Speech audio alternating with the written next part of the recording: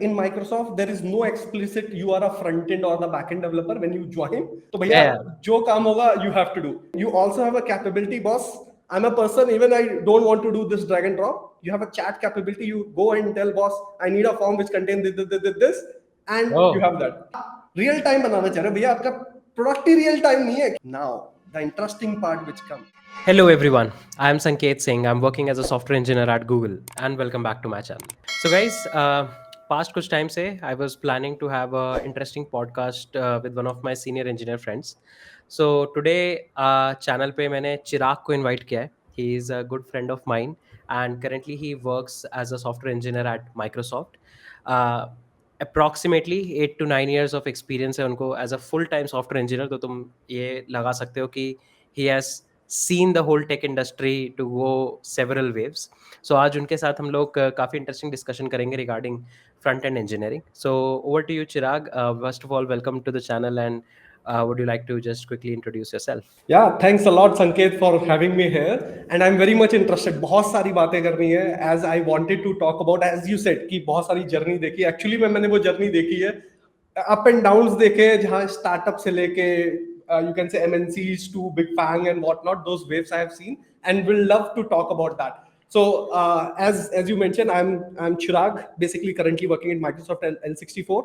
उससे पहले I have worked with Flipkart as a you can say UI3. उससे पहले I have worked with companies like startup MoEngage, Access Room. Before that, I have also worked with one of my own startup basically. So I actually ran that startup for 1 year. That was an edtech company, and many interesting things. So if I have to see my journey starting from the college, so actually it started with a passion that I have to build something like a Facebook.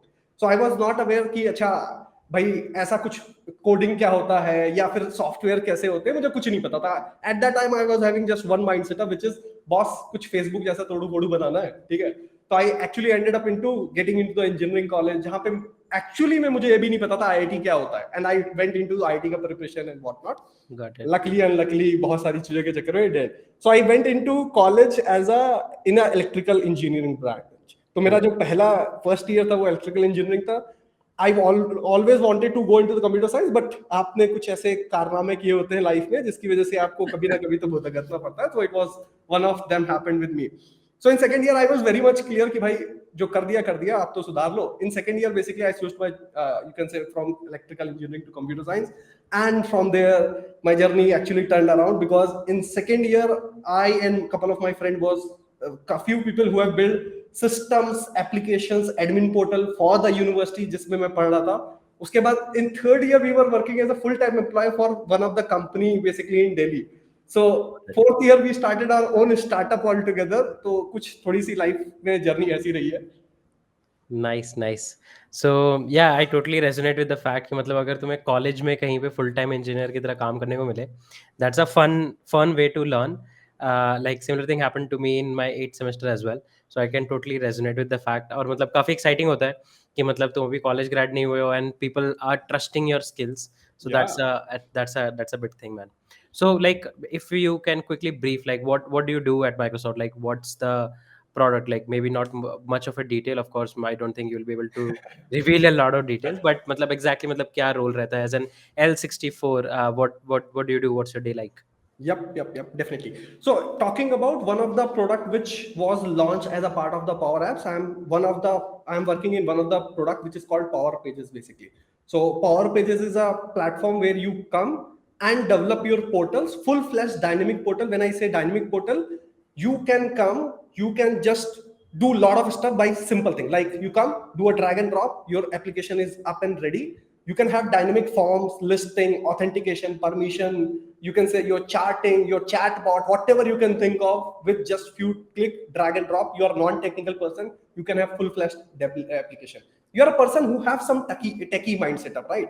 तो आप क्या कर सकते हो? आप आओ, उसमें edit करो. Browser में ही you will open the VS Code. You make some code changes, or that changes will be reflected. Now you are a full-fledged developer. कि भैया नहीं, मुझे नहीं समझ में आता, मुझे अपना ही लिखना है, मुझे रिएक्ट में लिखना है, मुझे एंगुलर लिखना है, मुझे कुछ और लिखना है, but I wanted to use the capability. So you go in your VS code and dump the entire code and configuration, you make the changes, you push it, you get it on the up and working. So जहां पे you don't have to think about security, compliances, lot of stuff that is there, right? everything is something that you will get out of box as a perk. So So it's kind of like Wix plus plus kind of a stuff. plus kind of a stuff. Got it. Wix on So steroids. one thing which I wanted to highlight is something you also have a capability, boss.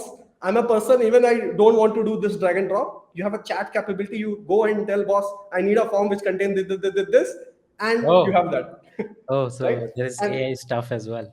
that is full fledged. When I say full fledged, you have it working with all sort of permission. You can say authorization, authentication, whatever you can think of, chipped in into that, right? Makes sense. Makes sense. So yeah, I guess pretty interesting stuff. So like as an L64, what do you contribute more? Are you more of a full stack developer या फिर आप front end पे ज़्यादा काम करते हो या फिर आप back end पे ज़्यादा काम करते हो? Or you do more managerial stuff? What do you do? Like how's your day like? Okay, so to be very frank, until unless you are a engineering manager and above at Microsoft, you have to code. And even at the time of you have to see in the COVID and whatnot, even it was expected, boss, whoever you are, you have to come and contribute in order to make the product better. So वो expectation रहती है. So now coming to I am 64 basically. 64 is both the combination. Sometimes it is like you are doing a management heavy role, and sometimes you are a you can individual contributor. So mine is more on the individual contributor side wala part, जहाँ पे responsibilities are more into designing architectures, right? Changing maybe architectures, coming up with the latest stack and latest capabilities which can help customer to boost their application, or you can say the anything performance, business use cases. It can be any such thing, right?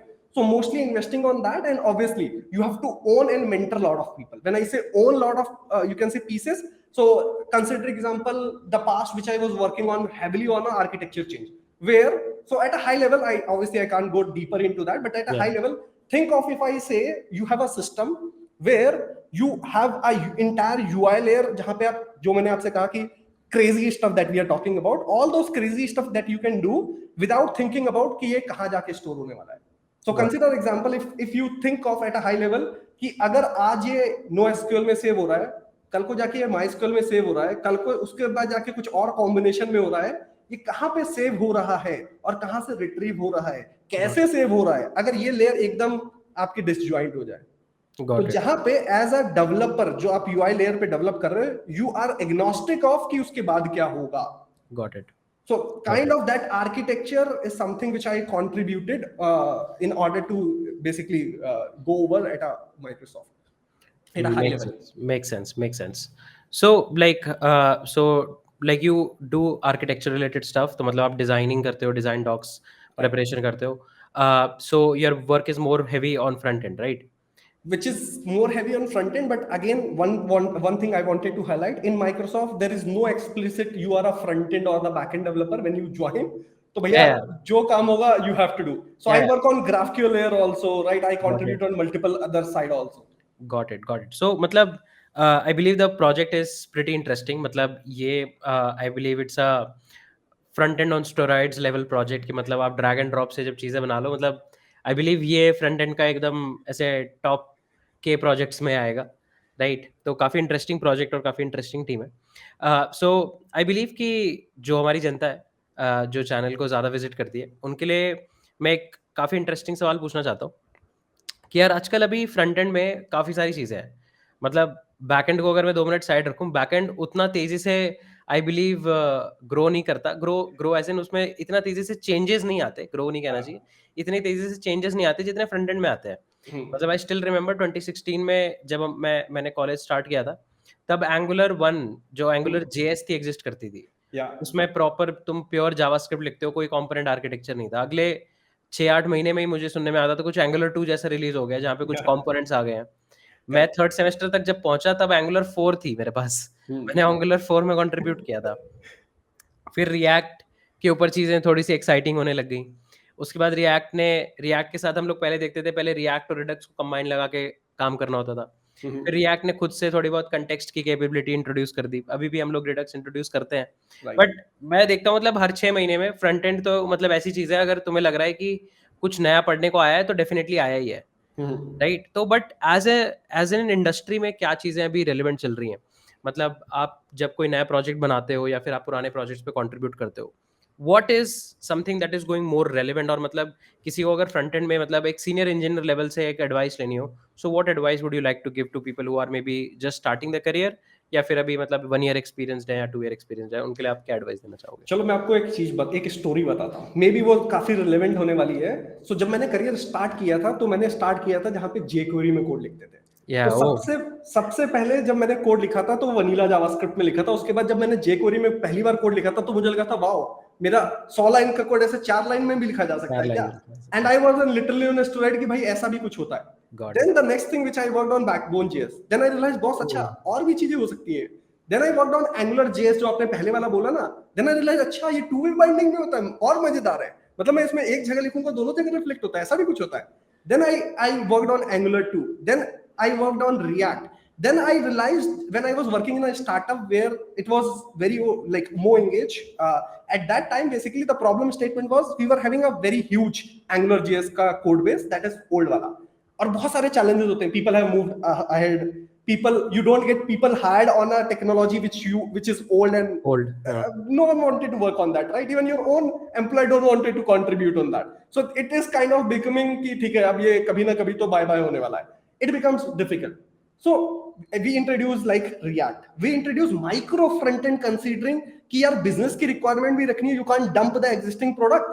You have to keep working. You have to have the business और चीजें introduce की. Then we introduce when I you can say went to Flipkart, वहाँ पे we worked on full fledged React. उसमें भी React में hook आ गया, तो we worked on hooks.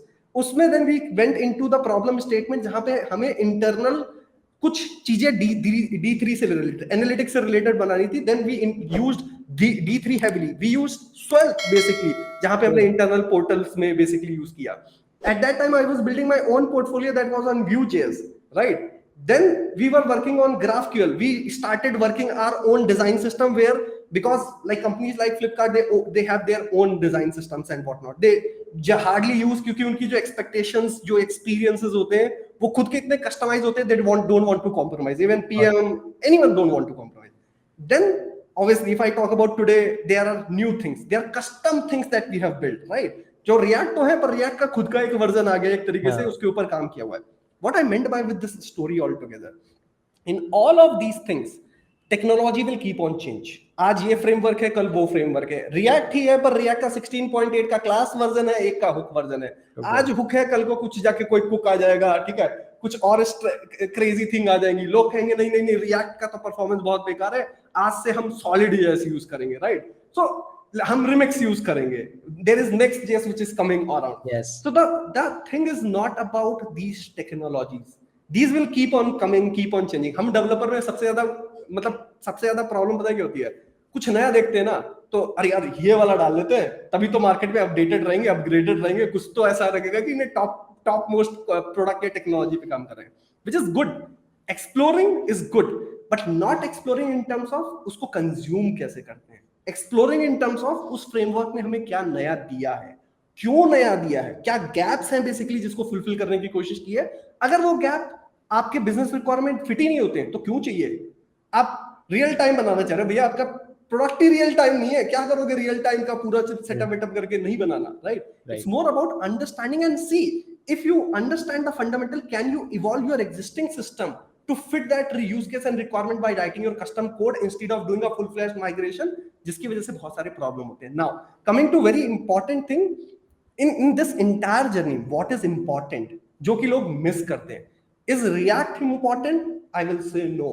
Is learning Bootstrap, Tailwind is important? I will say no. This is just a phase and a part. अगर आप 2-3 हफ्ते ढंग से शिद्दत से बैठते हो ना, then you can do it. What is important?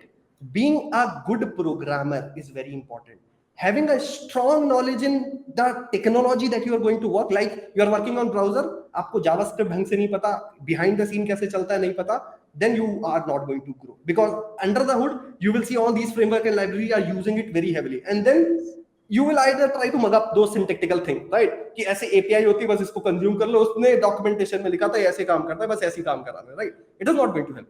Now the interesting part which come, ये सब तो आता जाता रहेगा. You should be good at programming, in programming for any, like you are front end, go for JavaScript. एकदम chart एकदम बढ़िया से, मतलब कोई भी कहीं से कोई भी कॉन्सेप्ट है, यू शुड नो कि ऐसा क्यों काम होता है. Second, you should be good problem solver. I am not a firm believer of कि you should be very good data structure and algorithm वाला thing, but if I say can you solve this problem, your answer should be yes, always yes, I can solve that problem. Reason being, optimization की तो कभी कोई limit नहीं होती. You can always optimize. आप कितने से भी बेस्ट से बेस्ट सिस्टम बनाओगे, कल को जाके उसको भी ऑप्टिमाइज करने के लिए एल्गोरिथम्स, लॉजिक, सारी चीजें आ जाएंगी. which you should have the right mind setup कि अगर अपॉर्चुनिटी मिलती है तो क्या आप सही डायरेक्शन में सोच के उसको ऑप्टिमाइज कर सकते हो या नहीं, which is important. Not कि डे वन से आपको ऑप्टिमाइज सोल्यूशन पता है, क्योंकि जिस दिन आपको पता है ना कि मुझे ये ऑप्टिमाइज और ये बेस्ट है, तो आप इंप्रूव ही नहीं करोगे. राइट?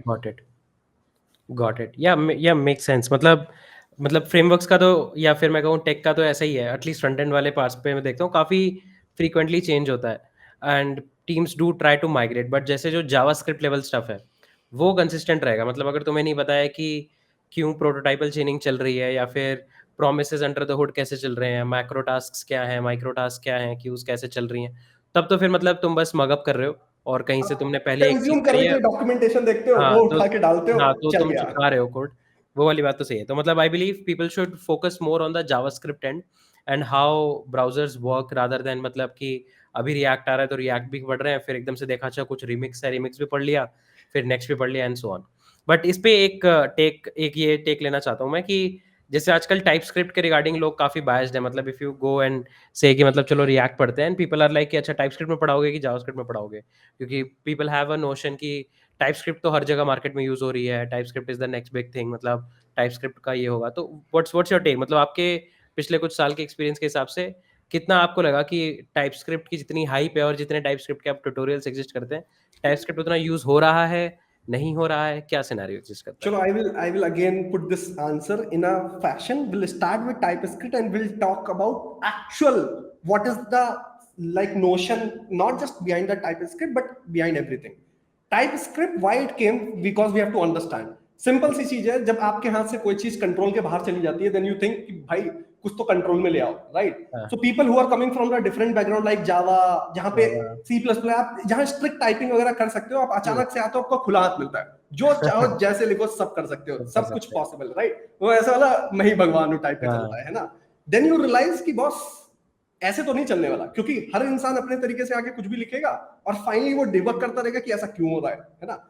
Then people thought कि चलो let's add some guidelines, let make it similar to any programming language where people understand classes, objects, having the strict types and whatnot, ताकि खुद का कोड तो लिख दिया, पर उसके बाद आके कंट्रीब्यूट जो करेगा उसके बारे में भी तो सोचना है. क्या इस कोड को आप मेंटेन कर सकते हो या नहीं कर सकते, वो भी तो सोचना है. Eventually all of these involved, and TypeScript is the, I will say, must to have in going forward, you can say era, which is reason, क्योंकि इट्स नॉट अबाउट क्या आपने वो फीचर डेवलप कर दिया आज. नो, इट्स ऑल अबाउट क्या यही feature में और लोग भी आके कंट्रीब्यूट कर सकते हैं, which is very important, and how comfortable and easily they can come and contribute when they have the right set of strict guidelines, types and whatnot. It becomes very easy. And also sensible code हो जाता है.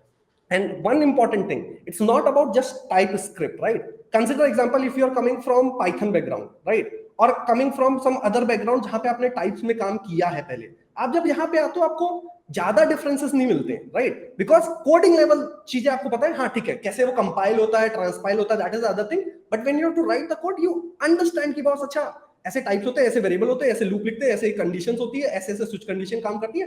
Programming पे आपको ज्यादा समझना नहीं पड़ता है, right? And also it reduces your bugs in the production a lot. I am a firm believer of that. जहां पे प्रोडक्शन में इतने बग बचते हैं ना भाई, लिटरली आप अगर सही तरीके से टाइप्स आपने यूज किए विदाउट यूजिंग एनी, जहां पे कुछ ना समझ में आए तो डाल दो एनी, ठीक है. But if you are writing right set of type, then your development speed also increases and you reduce the number of production bug, क्योंकि आपको बिल्ड टाइम पे ही पता लग जाता है भाई कुछ तो फाड़ दिया है ना. So that is something. So with that, I wanted to add a few more things. TypeScript is something that you said ki acha, this is people are chasing for, looking for. It's not just limited to TypeScript. There are so many things as a front-end engineer, as an engineer, that we should look into, starting from your UT. Like your UT are the lifesaver for any person who is writing the code. अगर आपने unit test सही से नहीं लिखे हैं, या लिखे हुए को कुछ इधर उधर एज्यूम करके मॉडिफाई कर दिया, अरे यार ये तो ऐसे ही लिखा होगा, या फिर जैसे कभी कोई आपको मिला, उसने कहा कि अच्छा किसी तरीके से स्किप कर सकते हैं क्या बिना टाइप के, तो trust me, when you come to Habibi, right, you come to Microsoft, Google, Facebook kind company, you have to write UT, you cannot skip that, आपके पास चॉइस ही नहीं है, right. And don't underestimate the utils which are written by other. कोई मजाक में नहीं लिखता, किसी ने एफर्ट डाला है ना, तो किसी किसने effort रीजन से डाला है? डाला होगा, right. So that is, I have faced this in past, that's why I'm explicitly saying important है. Your ITs, end-to-end integration test are very important, Very right? important. कई बार ऐसा लगता है कि यार आईटी में फट गया, मेरे में तो चल रहा है, बट ट्रस्ट मी गाइस, वो जो आईटी में फटता है ना, वो कहीं ना कहीं रियल टाइम में रेस कंडीशन की वजह से फट रहा होता है, जो किसी ना किसी कस्टमर के केस में वो रेस कंडीशन होएगा ही, आएगी, आएगी. राइट. तो एज्यूमिंग अरे यार ये तो आईटी है, ये तो सिस्टम ने किया, इतना फास्ट यूजर थोड़ा होता है, स्किप कर दो, नहीं होता. Thinking about accessibility if you are a front end developer is very important. आपके लिए वर्क कर रहा है क्या, डिफरेंट लोगों के लिए क्या, people who having disabilities can access that, people who wanted to see in the different contrast and whatnot is accessible, that, right. Many thing is important. 400% accessibility, 400% zoom capability, which is very important. आपके लिए काम कर रहा है क्या, वही चीज device, different device में खोलूंगा चलेगी क्या, राइट. ब्राउजर सपोर्ट मेरे क्रोम में चल रहा है, एज में चल रहा है, फायरफॉक्स में चलेगा क्या, right. That is very important. Coming to your performance is very important. Application खुलता है, पर तब खुलने तक कोई भी कस्टमर रुक भी रहा है आपके एप्लीकेशन पे, चला गया, ठीक है यार मैं स्विगी नहीं से जोमेटो से ले लूंगा, कौन रुकेगा 2 घंटा यहाँ पे, राइट. फ्लिपकार्ट से नहीं लूंगा, वहां से ले लूंगा, कौन रुकेगा, right. There are so many things which comes into the picture, not limited to that. Few things I wanted to highlight. As an engineer, आपने पूछा था ना कि L64 पे क्या चीज इंपॉर्टेंट बहुत होती है, तो one thing which is very very important, which is not just thinking about code, but the impact your code creates. Example, आपने जो कोड लिखा उसकी टेलीमेट्री क्या है, कितने यूजर ने यूज किया, कितने यूजर उसको सही तरीके से यूज कर पा रहे हैं, एडॉप्शन क्या है उसका, उसका परफॉर्मेंस बेसिकली क्या जा रहा है, राइट. एवरीथिंग यूजेस, जहां पे पीएम आपको नहीं बताएगा, आप एज इंजीनियरिंग साइड पे जाके बताते हो कि हाँ सब कुछ सही है भाई, मैंने जो डेवलप किया है. तो in your retro or in your discussions when you go for your career discussion, what is asked is आपने impact क्या create किया. So your impact is not the number of line of code that you have written. Your impact is कि आपने कितने customers और कितने consumers के लिए वो impactful code shift किया, भला वो एक लाइन का क्यों नहीं है, पर वो एक लाइन का कोड बहुत पावरफुल हो सकता है, जो काफी बिजनेस इंप्रूव करने के लिए दे सकता है, right. Which is very very very important. And number of things. Feature flag, आप A/B टेस्टिंग करते हो नहीं करते हो. Deployment, I have faced that one of the issue, जहां पे हम ऐसा सोचते हैं कि अच्छा ऐसे बटन दबाया prod पे जाएगा, अब तो चला ही जाएगा, मेरे टेस्ट में काम कर रहा था, make.test में काम कर गया तो प्रोडक्शन पे भी काम करेगा. Boss, you have to think about multiple things. Localization, you have to think about multiple reasons, you have to think about internationalization. एक सिस्टम पे चल रहा है, जरूरी नहीं कि वही चाइना में जाएगा तो चलेगा, क्योंकि चाइना में बहुत सारे कंप्लायंसेस और पॉलिसीज आती हैं जिसके लिए आपको सोचना पड़ता है, राइट. बाय एनी चांस आपका जो लिंक था वो आउटसाइड चाइना रीजन से था, बूम, चाइना कहेगा भैया नहीं, मैं तो नहीं रेंडर दूंगा because I don't have policy to render these things from the outside. Many things comes into the picture. No one will tell you, trust me, no one will tell you. These are things that you have to eventually learn, and you cannot skip that. You cannot render the things in English where people were expecting that, oh, this will come in Japanese and whatnot, right? So there are so many things which comes. You cannot sell in IR and currency in US where people will say, "Acha, free में मिल गया सब कुछ यहाँ तो यार," right? So many things that comes into the picture. It's not. I wanted to highlight one more thing, which is पहले ऐसा लोगों का एक्सपेक्टेशन और माइंड सेटअप था कि यार फ्रंट एंड में करना क्या होता है. ऐसे पहले तो लोग दो पर्सपेक्टिव थे. पहला पर्सपेक्टिव था कि यार कैसे ना कैसे करके थोड़ा सा यूआई बना दो, ये डेटा दिखा दो, कैसे ना कैसे इधर लगाओ, डिब्बा खिसकाओ, ऊपर नीचे बड़ा करो, फॉन्ट बड़ा करो, बॉर्डर ऑर्डर शैडो वैडो दे दिया, अच्छा लगा, चमकता हुआ, बढ़िया, ठीक है. उसके बाद क्या हुआ, लोगों ने कहा कि चलो यार डेटा हम फेच करेंगे, ठीक है. तो पहले ले कहते तुझे जो डेटा चाहिए ये ले डेटा, सारा मैं दे देता हूँ, इसको दिखा देना. फिर थोड़ा सा कॉम्प्लेक्सिटी है जहां पे कहते थे मैं डेटा अलग अलग एपीआई से दूंगा, तू मर्ज कर ले और दिखा दे. आज के टाइम में लोगों का माइंडसेट अब अभी भी बहुत जगह ऐसा है, आपको करना क्या होता है, फ्रेमवर्क्स तो पड़े हैं, आपको बूटस्ट्रैप, मटेरियल, फ्लुएंट वगैरह मिल जाएगा, सिर्फ कंपोनेंट डालो, ऐसा डेटा लाओ और दिखा दो. करना क्या होता है, when you go and talk about the real engineering problems, as I have shown some of them. So engineering, front end engineering people who say that it is very easy, come to FAANG and see what is front end engineering all about, right? So many things. अभी तो अगर literally we will start talking, I can talk over the night also. There's so many things. Definitely, yeah. मतलब like I believe कि मतलब लोगों को लगता है कि अच्छा मतलब मैं इंटर्न पे था एक, तो वहाँ पे मैंने लोगों को देखा था, तो ये तो फ्रंट एंड ही तो कर रहे हैं। तो मतलब लोग people are like front end तो जैसे सेकेंडरी शिट है। हाँ, but it's not like that. मतलब काफ़ी सारी प्रॉब्लम है, जैसे तुमने बटन पे अगर इंग्लिश कैरेक्टर से साइजिंग वगैरह सब कर दी, बट हिंदी के या कन्नड़ के कैरेक्टर्स थोड़े से रिलेटिवली हल्के से बड़े होते हैं, उनके एजेस ऊपर से थोड़े ज़्यादा होते हैं, वो तुम्हारी स्पेसिंग खराब कर सकते हैं। और तुम्हारी अगर जनता अगर मान लो टीयर 3 सिटीज़ से आ रही है, तो उनके लिए वो रेलेवेंट है, राइट? तो ऐसा नहीं है कि फ्रंट एंड में सिर्फ तुम्हें यूआई एलिमेंट्स बनाने हैं, तुम्हें कंपोनेंट मिल गए, तुम दिखा के बस एपीआई कॉल मार के डेटा फेच करो। बहुत सारी चीज़ें हैं, जैसे आपने ए-बी टेस्टिंग वाला बताया, वो तो राइट, बहुत क्रूशियल है, यूज़र के बिहेवियर को मेज़र करना। अगर राइट, तुम्हारा फीचर नहीं चला, तो कोई ये नहीं कहेगा कि यूएक्स खराब था इसलिए, क्योंकि पता तो चले कि यूएक्स खराब था या नहीं खराब था, वो इससे पता लगेगा कि यूज़र ने कितना इंटरैक्ट किया। ये सारी चीज़ें काफ़ी इंपॉर्टेंट है। जो आपने वो वाली बात कही कि मतलब लोगों को लगता है कि अच्छा फ्रंट एंड है, बैकएंड से डेटा डंप करके ले आएँगे। फिर अब बैकएंड अगर माइक्रो सर्विसेज़ वाला है, तो अब वहाँ पे हमें एक मिडल एंड चाहिए, एक ऑर्केस्ट्रेशन चाहिए, बहुत सारी मिडल लेयर्स चाहिए। मतलब मैंने ये भी देखा है कि as a front end engineer तुम्हें ना सिर्फ जो क्लाइंट एक्चुअल ब्राउज़र या मोबाइल एंड है वो देखना होता है, बल्कि तुम्हें मिडल एंड जो तुम्हारा फ्रंट एंड सर्वर है वो देखना होता है, ऑर्केस्ट्रेशन सर्वर है वो देखना होता है, ठीक है? सीडीएन वाली लेयर्स पे तुम्हें चीज़ों को देखना होता है। तो right, as a front end engineer there are lot of things, and I believe कि मतलब सिर्फ नए-नए फ्रेमवर्क्स से बेटर है कि मतलब तुम सीखो, कुछ प्रोजेक्ट्स बनाओ और ज़्यादा जल्दी से जल्दी किसी जगह जॉइन करके उनकी प्रॉब्लम्स को देखो कि वो कैसे फेस कर रहे हैं। जब तुम उनका प्रोडक्ट स्केल करते हुए देखोगे, तो तुम्हें रियलाइज़ होगा कि मतलब हाँ, मतलब इस तरीके से एक्चुअल में प्रोडक्ट्स बनते हैं और ये प्रॉब्लम आती है। मतलब तुम अपना एक छोटा-सा ई-कॉमर्स ऐप बना लोगे, सही बात है। वो उस टेक को उस टाइम सीखने के लिए सही है और ज़्यादा कोड बेस से इंटरैक्ट करने के लिए सही है, क्योंकि शुरू में तुम्हें ट्रेनिंग चाहिए। बट ये वाली जो प्रॉब्लम है लोकलाइज़ेशन, अब तुम्हारी ऐप को कोई चाइना में यूज़ ही नहीं करेगा। जापान में तो तुम्हारी वो कभी लोकलाइज़ेशन की प्रॉब्लम आएगी नहीं, इंटरनेशनलाइज़ेशन की प्रॉब्लम आएगी ही नहीं। तुम कभी खुद से ए-बी टेस्टिंग करोगे नहीं, क्योंकि तुम्हारे पास है ही नहीं इतने यूज़र जो तुम 2 ग्रुप्स में बाँटो और एक ग्रुप को एक यूआई दिखाओ, करेक्ट, दूसरे ग्रुप को दूसरा यूआई दिखाओ।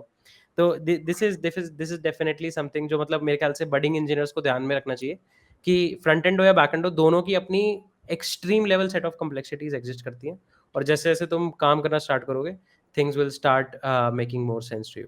सो या like I believe kind of fun insights रहे regarding what people actually do, और फ्रेमवर्क्स के रिगार्डिंग एंड लाइक लैंग्वेजेस के रिगार्डिंग। आई बिलीव सबको जावास्क्रिप्ट तो जैसा कि आपने कहा फोकस करना ही चाहिए। अभी भी जावास्क्रिप्ट को कई लोग सोचते हैं कि वियर्ड है।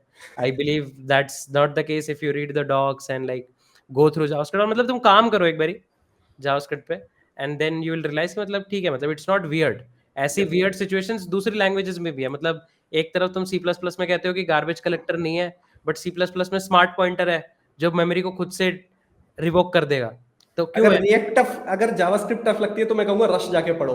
हाँ, रश पढ़ो, सी प्लस प्लस पढ़ो। मतलब सी प्लस प्लस का बहुत सारा कोड अगर तुम्हारी स्क्रीन पे खुला है और तुम्हें 10 मिनट में सर दर्द नहीं हो रहा है, तो भाई तुमसे बेटर कोई कोडर नहीं है। तुम कभी लिखो बैकएंड सी प्लस प्लस में एक Yeah. बारी, तुम्हें मतलब ऐसे धागे खुल जाते हैं। तो One thing I'm glad to say, as you're mentioning, nowadays people have started realizing. I'm glad to see even the interview process, even the company have started asking DSA is okay, which is important, but also your system front end system design is important. So almost all the good companies have started asking you front end system design explicitly, which was never ever the case if you see 2 years back, या right? So या that is a very powerful thing. हाँ, मतलब मेरे ख्याल से काफ़ी चीज़ें, मतलब जैसे अब सीएसएस है, तो लोगों को लगता है यार कितनी सीएसएस पढ़े। अरे सीएसएस पे उतना ध्यान तो नहीं देना पड़ता है, क्योंकि तुम्हें सीएसएस मिल जाती है। बट अगर एक बारी सीएसएस मिल गई है, तो तुम्हें सब अपने यूआई यूएक्स वाले बंदे से बात करनी होगी, भाई ऐसी सिचुएशन में क्या दिखाना है, ऐसी सिचुएशन में क्या दिखाना है। फिर वो तुम्हारे दोबारा कोडिंग कैपेबिलिटी पे ही आता है कि यार जो सीएसएस के लॉजिक है ना, सीएसएस की तुम्हारी कैस्केडिंग है, फ्लेक्स बॉक्सेस हैं, ग्रिड्स हैं, उसके एनिमेशंस हैं, उसको तुम किस तरीके से करते हो। इर्रेलेवेंट सीएसएस ना लिखो ताकि थोड़ा-सा वेबसाइट थोड़ी फास्ट हो, ऐप्स थोड़ी फास्ट हो। उसके बाद मतलब फ्रंट एंड का तो केस मुझे और ज़्यादा कॉम्प्लेक्स इसलिए भी लगता है क्योंकि फिर मोबाइल आ जाता है Yeah, सामने। मोबाइल के केस में तो फिर सारी चीज़ें ही चेंज होने लगती हैं, क्योंकि इतना ज़्यादा पावर नहीं है yeah. मोबाइल में, तो वहाँ पे ऑलरेडी तुम्हें कम से कम जल्दी से जल्दी चीज़ें लोड करनी है। जब तुम मोबाइल ऐप्स वाले में आ जाते हो, फिर तो उसके बाद तुम्हारे पास नेटिव है, पीडब्ल्यूए आ जाओ, ऐप में पीडब्ल्यूए आ में आ जाओ, जाते हो। पीडब्ल्यूए में आ जाओ, ऑफलाइन सपोर्ट में आ जाओ, इंडेक्स डीबी में आ So जाओ। it's like n number of things exist here as well, back end maybe, front end maybe. So there is a lot of scope to learn. So I believe कि मतलब जो भी जनता video देख रही है, do make sure one thing कि मतलब तुम अच्छे एम्पल अमाउंट ऑफ प्रोजेक्ट बनाओ, 6-8 महीने लगा के जितने ज़्यादा प्रोजेक्ट छोटे बड़े कैप्स्टोन कैसे प्रोजेक्ट बना सकते हो बनाओ। फिर उसके बाद मतलब ट्राई करो कि कहीं घुस जाओ, मतलब 3 लोगों की टीम है, उसमें घुस जाओ, कुछ-कुछ बनाओ, फिर अगली किसी टीम में जाओ, कुछ-कुछ बनाओ, ऐसे करके खुद को ग्रो करो। तो आई बिलीव ज़्यादा लर्निंग आएगी। I very believe important, I think what you said is something many people think कि चलो मुझे 10 प्रोजेक्ट बना लूं। ऐसा होता है कि कौन कौन से कितने सारे प्रोजेक्ट बना लूं। कॉलेज में सबसे ज्यादा क्यूरियोसिटी होती है कि यार ये भी बना लूं वो भी बना लूं। So I am a firm believer, 10 मत बनाओ, आप एक बना लो, ढंग से बना लो। ढंग से मतलब अगर आपको ऐसा लगता है, जिसको भी ऐसा लगता है कि मैंने फ्लिपकार्ट का क्लोन 10 दिन में बना दिया, तो शायद पूरी फ्लिपकार्ट की जो टीम है उसको निकाल देना चाहिए, क्योंकि आप अकेले बंदे हो जो पूरी फ्लिपकार्ट चला सकते हो, right? Which is not that, it's मतलब मोर आजकल अराउंड आजकल ये कॉम्प्लेक्सिटी रहता है आपने कि डील लोग की। इंजीनियर मतलब कोई प्रोजेक्ट बना रहे होते हैं, तो मतलब यूट्यूब पे भी आप देखोगे तो मोस्टली चीज़ें क्रड से वो लोग सॉल्व कर देते हैं। बट आई बिलीव कि राइट। मतलब मैं अपने स्टूडेंट्स को भी ये चीज़ बताता हूँ, तुम कोई भी प्रोजेक्ट बनाओ, छोटा उठाओ, बड़ा उठाओ, या तो उसमें कुछ एग्ज़ैक्टली नया सीखने को मिल रहा हो। जैसे मान लो तुमने कभी स्टेट मैनेजमेंट रिडक्स से करा ही नहीं था, तुम्हें रिडक्स सीखने को मिल गया, अच्छी बात है। अब मान लो तुमने रिडक्स भी पढ़ रखा है, थोड़ा बहुत रिएक्ट भी पढ़ रखा है, तुम्हें डिप्लॉयमेंट वगैरह आती है। अब जो भी तुम प्रोजेक्ट बना रहे हो ना, उसमें कोई इंजीनियरिंग प्रॉब्लम सॉल्व होनी चाहिए। मान लो तुम बैकएंड में ही कुछ ई-कॉमर्स ही बना रहे हो, तो ई-कॉमर्स के बैकएंड में बनाओ कि एक ही सिंगल प्रोडक्ट बचा हुआ है डीबी में, 2 लोगों ने कॉल करी है खरीदने की, किसको मिलेगा? या कंकरेंसी कैसे तुम सॉल्व करोगे? राइट? इस हर प्रोजेक्ट में कोई मतलब उस एप्लीकेशन को सच में जाके देखो। सोशल मीडिया बना रहे हो, देखो सोशल मीडिया में क्या प्रॉब्लम एग्जिस्ट कर रही है। राइट। तुम यूट्यूब का क्लोन बना, यूट्यूब के क्लोन में तुम यूट्यूब का ही लिंक डाल देते हो, तो कोई स्ट्रीमिंग ऐप नहीं बनी ना। देखो कि स्ट्रीम्स कैसे बनती हैं। नोड वगैरह में स्ट्रीम बनाना बहुत आसान है, पाइथन में स्ट्रीम बनाना बहुत आसान है। तो देखो कि अच्छा स्ट्रीम है, streaming is a engineering problem to solve. हर प्रोजेक्ट में अगर तुम्हें मल्टीपल प्रोजेक्ट्स का पोर्टफोलियो रखना है, तो कोई इंजीनियरिंग प्रॉब्लम उठाओ, छोटे स्केल पे ही उठाओ, देखो कैसे बनती है, राइट। कैसे एक्चुअली करा जाता है, रादर देन कि बस तुमने एपीआईज़ लिखी और क्योंकि अब बैकएंड फ्रेमवर्क इतने ज़्यादा डेवलप हो गए हैं, मतलब अगर तुम जैंगो उठाओ या रेल्स उठाओ, तो मतलब रेल्स में एक एप्लीकेशन आज तो और तेज़ हो गया है, मतलब 2016-17 में भी कोई भी एप्लीकेशन बनाने में 5 मिनट लगते थे, अगर स्कैफोल्डिंग बेसिक CRUD बनाना है, 5 मिनट में रेल्स एक तुम्हें क्रड तो पूरी सीएलआई से बन कॉम्पोनेंट जाता है आज के टाइम में। आप सीएलआई में लिखो, ऐसे सीएलआई में आपके लिखो तो सारी CRUD बन जाता है, तो एपीआई। मतलब ऐसा कुछ नहीं है। बट अगर तुम पोर्टफोलियो में लिखोगे ना, हाँ, ये वाला प्रोजेक्ट ना ये प्रॉब्लम हैंडल करता था। अब डिप्लॉयमेंट है, मतलब अब तो जैसे हीरोको की फ्री डिप्लॉयमेंट बंद हो गई है, वरना पहले तो लोग हीरोको पे डिप्लॉयमेंट करते हैं, हाँ, भई हमें डिप्लॉयमेंट है। मैंने आज तक ज़िंदगी में किसी को हीरोको पे डिप्लॉय करके अपनी ऐप चलाते नहीं देखा। मतलब ना किसी स्टार्टअप को, ना किसी कंपनी को, तो इतनी महँगी होती है उसकी वैसे ही। तो राइट। यू शुड एक्सप्लोर कि अच्छा एडब्ल्यूएस पे चीज़ें कैसे होती हैं, ऑटो स्केलिंग कैसे करी जाती है, मतलब कि यार अगर लोड आ रहा है तो सर्वर खुद से कैसे ऑटो लोड हो रहा है। कुछ लोगों का केस है जहाँ पे ऑटो स्केलिंग नहीं होती, जैसे मैं हॉटस्टार का एक पॉडकास्ट देख रहा था, वो कहते हैं कि भाई हमारी ऑटो स्केलिंग हम लोग नहीं करते, कि हमारा केस नहीं है, बट कुछ लोगों का केस है। तो you should try to solve engineering problems, I believe that should be more relevant. तो काफ़ी आई बिलीव काफ़ी फन डिस्कशन रही, आई बिलीव चिराग आपको भी मज़ा आया होगा, एंड आई वुड या डेफिनेटली फील कि हमें और ऐसे बैठ के डिस्कशन करने चाहिए, पॉडकास्ट करने चाहिए, like getting insights from an L64 is definitely मतलब काफ़ी कम डेज़ होते हैं जैसे ऐसे बैठ के चिट चैट करने को मिलता है L64 से, so that is superb. So I believe all the people who are watching enjoyed the video. If yes, then please don't forget to hit the like button and subscribe to the channel. साथ ही साथ चिराग का channel भी तुम लोग subscribe कर सकते हो. He puts some really good system design stuff regarding front end. काफ़ी इंटरेस्टिंग जो उनके करियर के लर्निंग्स हैं, तुम देख सकते हो, काफ़ी सीनियर इंजीनियर उनके करियर की सारी लर्निंग्स ही ट्राइज टू इम्पार्ट। तो तुम्हारा मतलब अगर तुम 10 मिनट लगा के भी अगर चैनल एक्सप्लोर कर रहे हो, डेफिनेटली उस 10 मिनट में तुम्हें तुम्हारे लिए कुछ तो नया मिलेगा, मुझे तो मिल जाता है। So definitely do check out his channel as well. And we are going to meet soon in the next set of videos, guys. Till then, take care. Bye bye. Have a lovely week ahead. I'm thank you. Sanket Singh along with Chirag Goyal signing off. Thank you, signing off. See you everyone, bye bye, thanks a lot. Bye bye, guys.